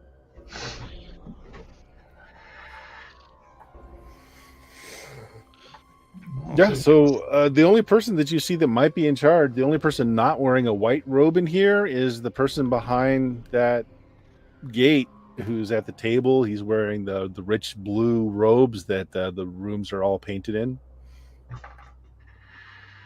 Well, I'll approach I'll approach him and say greetings. Okay, so you're standing just outside the door. Roll me a d6.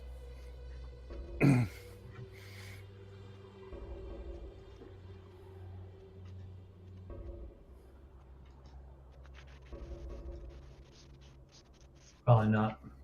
Okay. He looks up from his paperwork, and in this Synodician language, which you understand, he says, "Come forward if you can."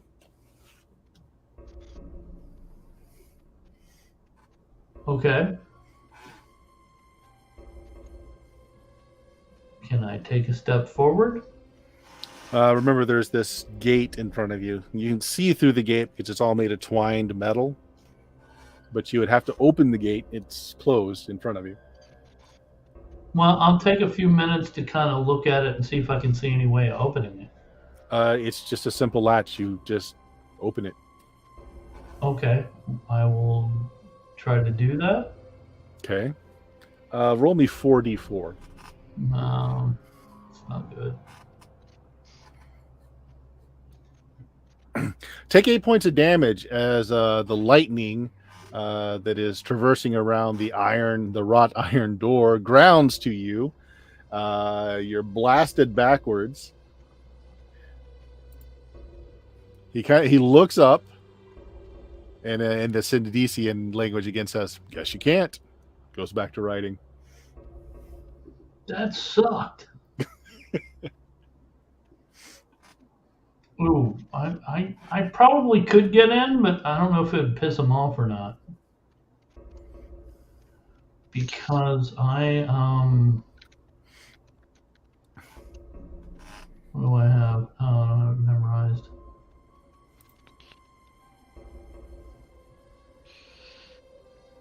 I think I approached Scrimbleshanks. You think I should use my scroll of dispel magic on this. He said asked me to come in if I can. I tried to and got shocked and thrown back. Is it magic? Then yeah, I mean, if you want to go in there, sure, why not? Screw Okay, that guy. so I'll go back. I'll walk back up and pull out my scroll and cast dispel magic on the door. Okay. You cast the scroll. The scroll fades away. Felt like it cast just fine. You want to touch that door? Yes. Okay. Push open the door. He looks up from what he's writing, and you hear him murmuring, "And 16 goose pies."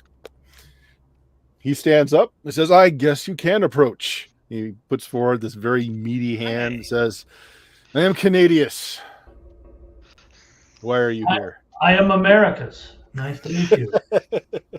Sorry, I couldn't resist. My name is Radnor. This is my compatriot Scrimbleshanks. Did Jenkins come with us? Nope. Okay. We are from yonder. Obviously, you're not from here, but you speak our language well. I do. It just kind of happened. I don't really know how. Did you partake of the waters, the polluted waters? Did we? You might have. There was some reason that I just started being able to read it. You were very high at the time, so you're not exactly sure what you've done.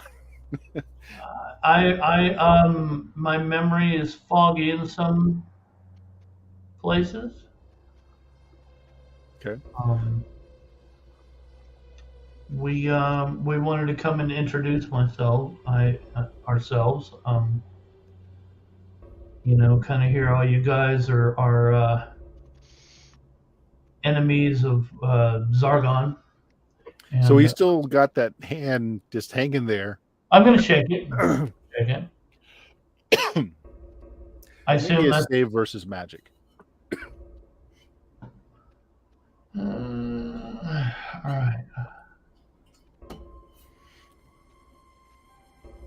My magic wand or spells? Spells, sorry. Save versus spells.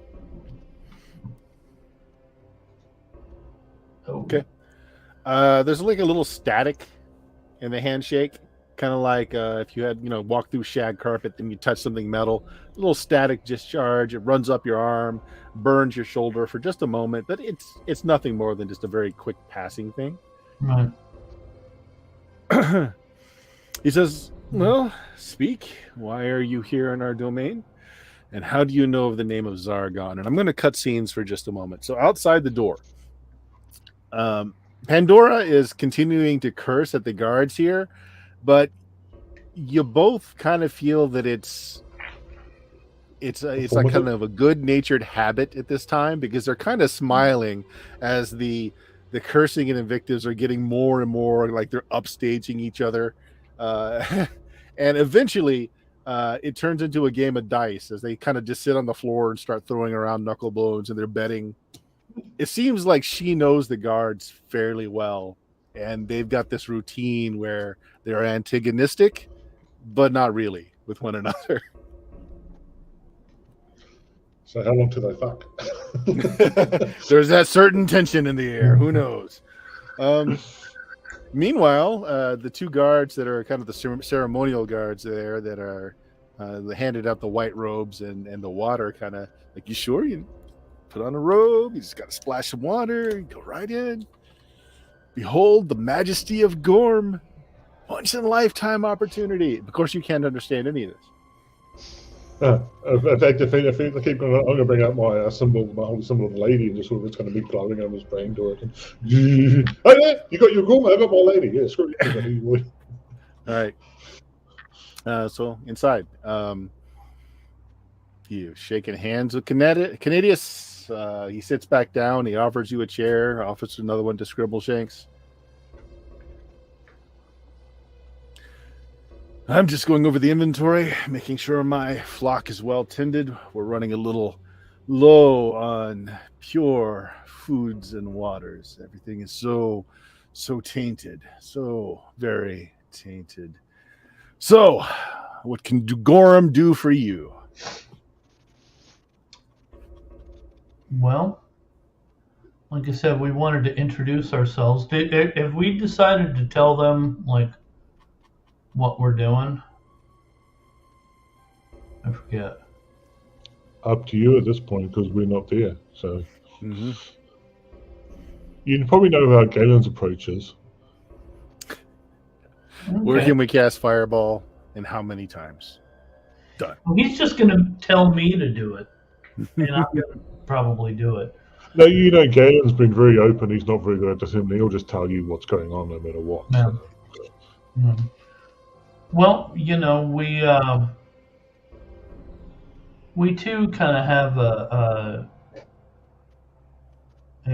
desire to rid existence of Zargon.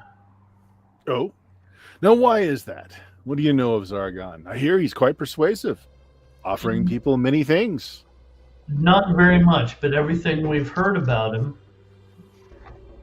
says that he's bad, and well, we kind of take care of things that are bad.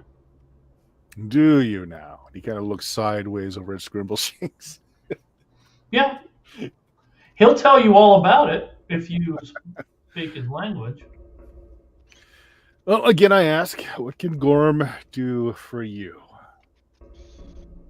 Well, we just wanted to, you know, formally introduce ourselves. We're going to be going around trying to see what we can do, and you know, maybe get your permission to exist in your part of the structure. Well, this is our base. Many of the flock could go amongst the populace. He kind of pulls a robe off of his shoulder, and you see there's like a lightning bolt of a tattoo that's on the back of his shoulder. All the sons and daughters of Gorn are marked thusly.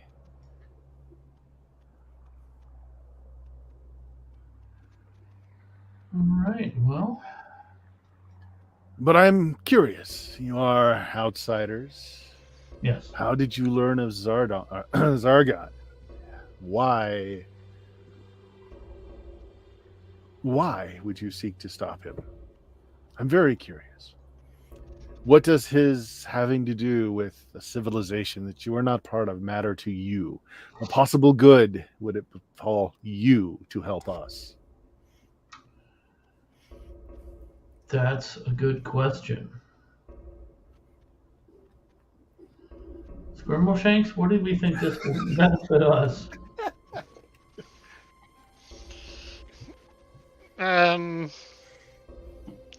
Tell them we heard legends of a random bunch of people who came in and killed the god before, and we were trying to emulate them because, you know, why not? Okay, I will tell him that. Okay. He kind of stares at you for a moment and says, yes, they also thought they were doing good, but they did not finish the job. We finish things.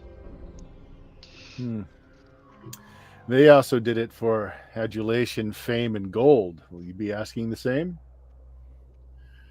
I mean, if we run into gold, we're not opposed to that, but you know, we're basically looking for experience and you know, to do good in the world.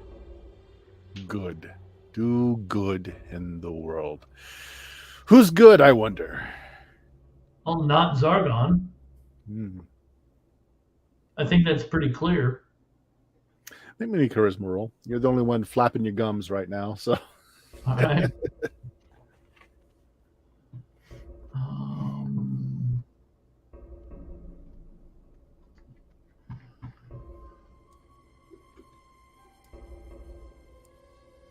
Okay.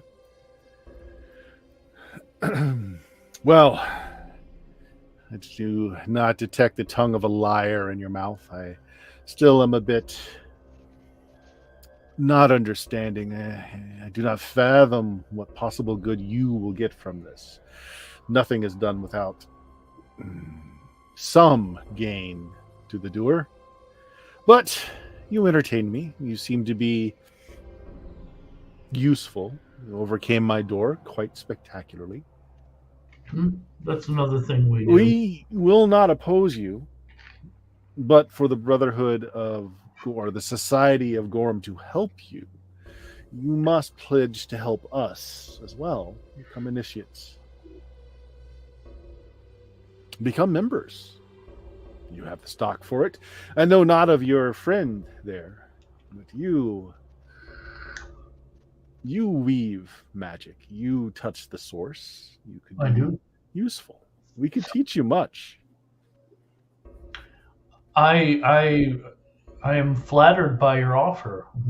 It is not every day that I hear such as has been said to me here. And but I do not know exactly what we're going to do yet. We figured before we go traipsing around everybody's place here, we wanted to respectfully ask for permission to do so. As far as what help we need, we don't know that yet.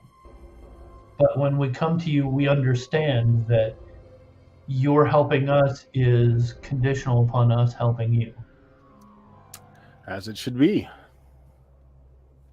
Yes. We hold no particular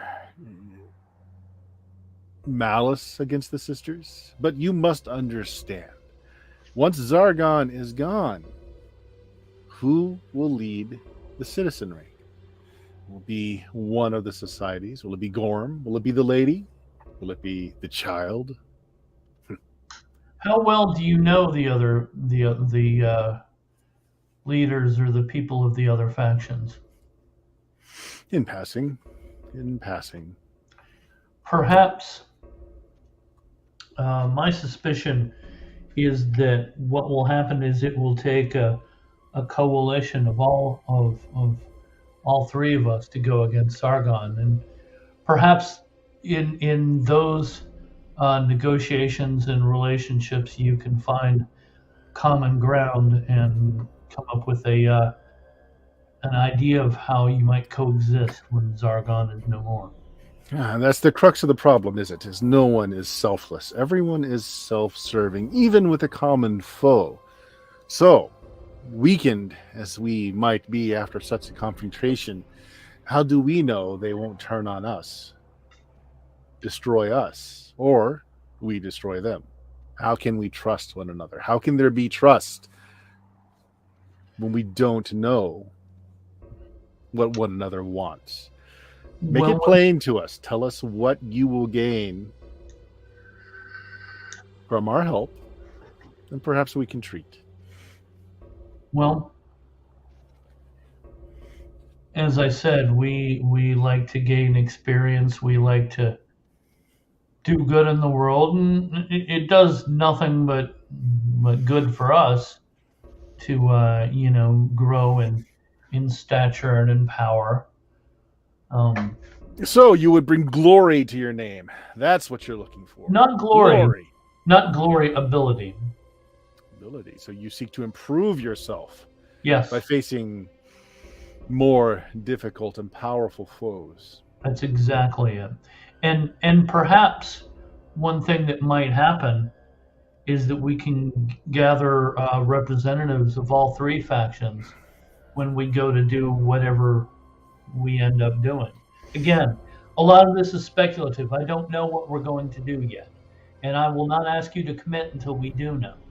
You wish to XP farm my populace. Well, we figure if there's if you have a forest nearby that has a bunch of boars, we can take care of a few million of them. Come back to me when you have more information. Get the lay of the land. Speak to the other leaders. We will do that. I sincerely appreciate your time and your attention to this. And Canadius, we shall be hearing from you soon. By your leave, we will go back to join our other compatriots. Well, it was nice meeting you. You may leave if you can. And he just goes back to writing on a scroll. Okay, I don't have another scroll. So Scribbleshanks, you doing anything? Not really. There's nothing. I mean, I don't understand any of the things that's been said, and even after it's been translated, I'm still going to go meh and shrug. I got nothing. is to there add to it, alright? is there a ceiling on this thing, or is it just like a? It's a room like any other. It's probably it's got a high ceiling, so maybe 8-foot ceiling. But it's not like open. It's No, it's not open. It's closed Okay. in.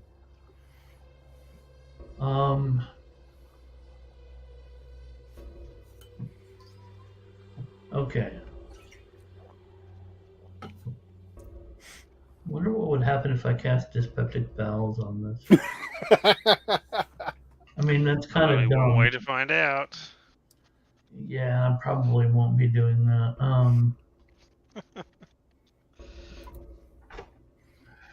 Should I use my Horn of Blasting on this?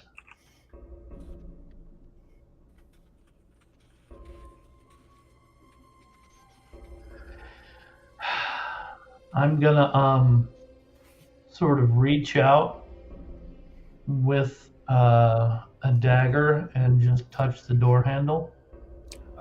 Yeah, fine. Nothing. I'm gonna reach out with my hand and touch the door handle. Yep, it's fine. I'm gonna try to open the door. You open the door. See you later, Canadius. Lifts his quill and goes back to writing. All right, let's go join our friends. Yeah, so I'm not really sure about anything we did here, but all right. Well, what we did is we made introductions, so when they see us, they won't be all like, "Hey, who are you? Get out of here!" I guess that works. Yep, Yeah. that's good. So you go back outside to see Pandora dicing with the guards now. They've lost a significant amount of coinage on the ground, and the cursing continues. But yeah, we'll end it there. You've met the leaders of 2 of the factions. Interesting. 1 more faction to go, and then yeah, maybe lower in the pyramid to find out what the citizenry is like. Okay. Okay, yeah. So this module is there's a fair amount of politicking involved in it. I mean, you could always go just straight for the heart and go and kill Zargon and just bypass it all. We But could have killed every single faction we came across as well. yeah, and then there's the question of like, well, I mean, it wouldn't matter to you. You're chaos aligned. You wouldn't matter. Yeah, it definitely wouldn't matter to you.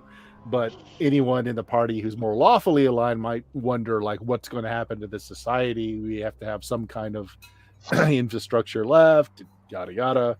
As much as Rednall says he's lawful, I don't think he cares about that either. Yeah. I think you're right. We'll see how it goes. So we'll end it there. And I was so waiting for Jenkins to put his hands in the water. That would have been fun, but it didn't happen. Good. Yeah. All right, guys. Richard, what do you have going on? Tell us about your channel.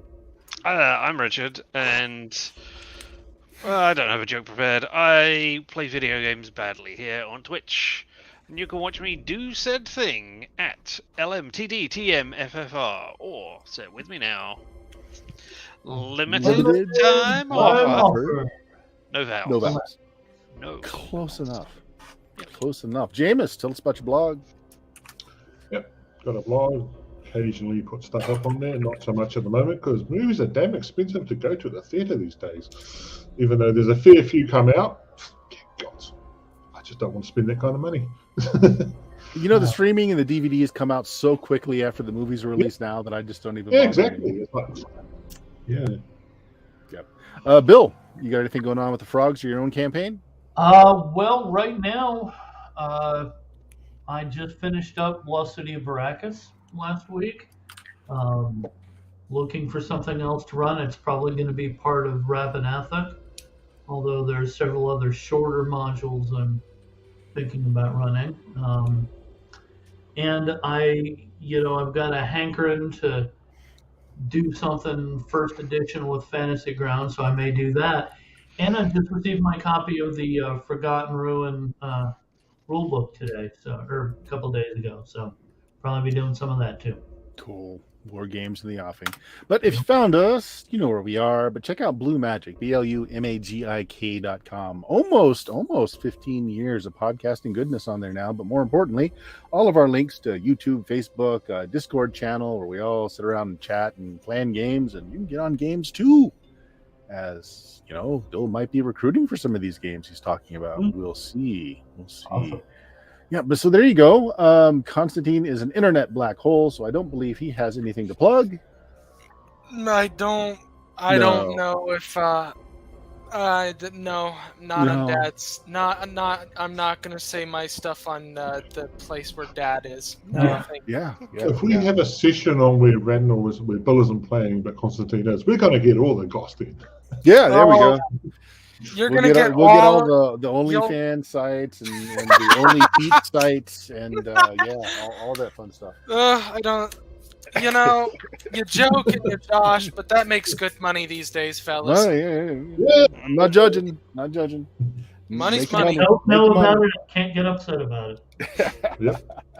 All right, guys. Say goodnight, everybody. Nah. Good night, everybody.